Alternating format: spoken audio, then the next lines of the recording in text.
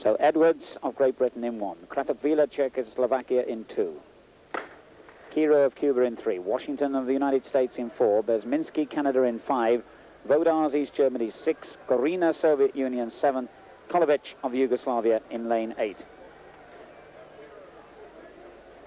They break at this point, and it's essential, I would think, that Diane Edwards remains in touch with the leading group from the start.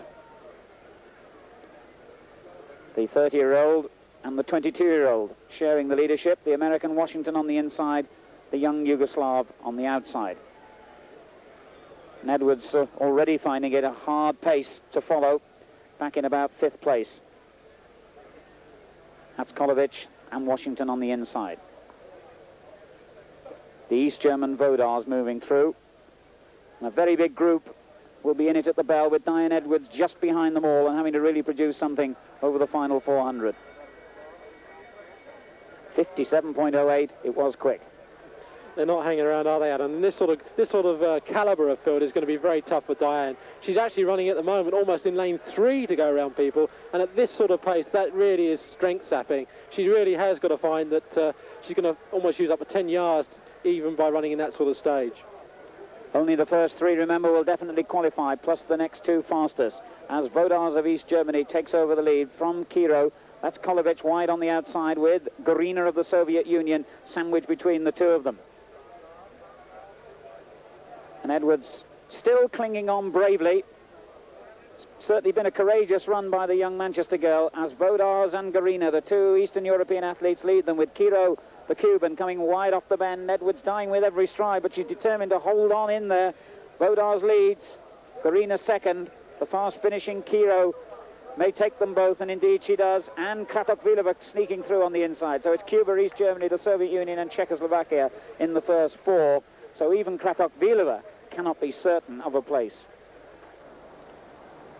The men's 800 metres, this is the second heat, and a pretty strong lineup. Graudin of the Soviet Union on the inside, Silva of Portugal, Popovic of Yugoslavia, the World Student Games champion, Kvitsera of Burundi in the black and white, Peter Elliott, who was 4th in the Olympic Games from Great Britain, Edwin Koech, all in red, from Kenya, 6th in the Olympic final, David Mack of the United States in the blue, and on the outside in the green and red, 788, Moussa Fall of Senegal.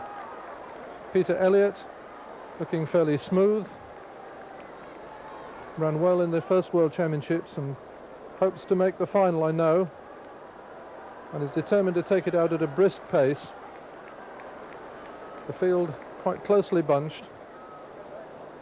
Kvitsera of Burundi moving through out in lane 2, but in second place it's Edwin Koech as they reach the bell.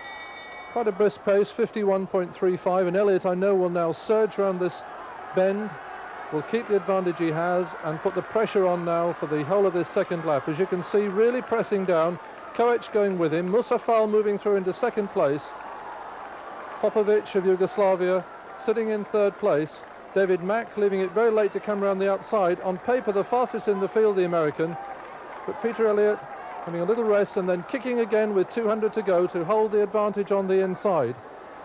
So Moussa Fall in second place, David Mack coming round into third place, Popovic of Yugoslavia right at the back, a surprise that. Now Elliott striking from the front with Moussa Fall, and here a surprise really, Kvitsera of Burundi running faster than he's ever run before. On the inside, Popovic of Yugoslavia comes through for possibly third place. Elliott is struggling, and they all dive at the line, at various lines, but the winner, no doubt about it, was Moussa Fall in a great race, 144.74, just a fraction outside his best ever.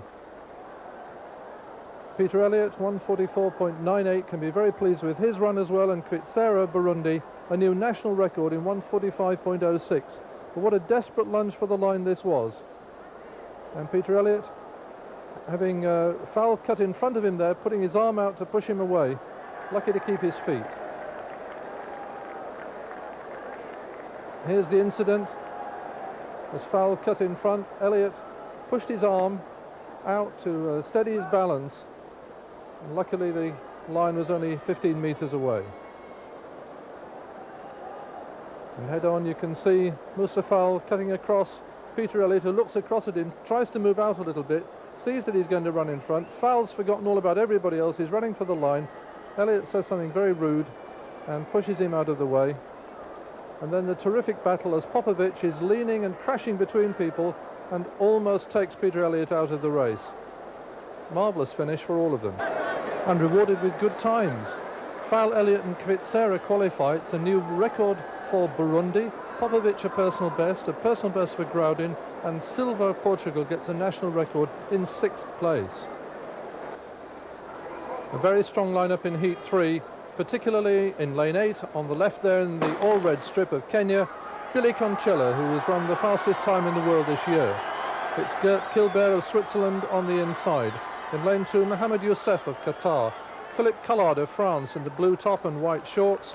He earlier this season set a French record and led the world rankings. Ibrahim Okash of Somalia, all in white. In 4, Andrei Sudnik of the Soviet Union in red and white. 20-year-old Soviet champion. Pablo Escuela of Chile, who's lying at the back at present. Tom McKean of Great Britain, who's lying in 2nd place. And of course Billy Concella, who's in 3rd. But the leader is Philippe Collard of France. He's really running very well, consistently in the low 144 range. And it's nice to see him attacking off the front, making this another brisk race. Coming up to the bell, it's going to be 52.64.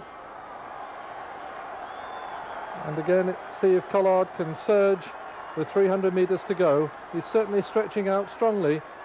And that's good tactics if you're leading, really, to attack from the front.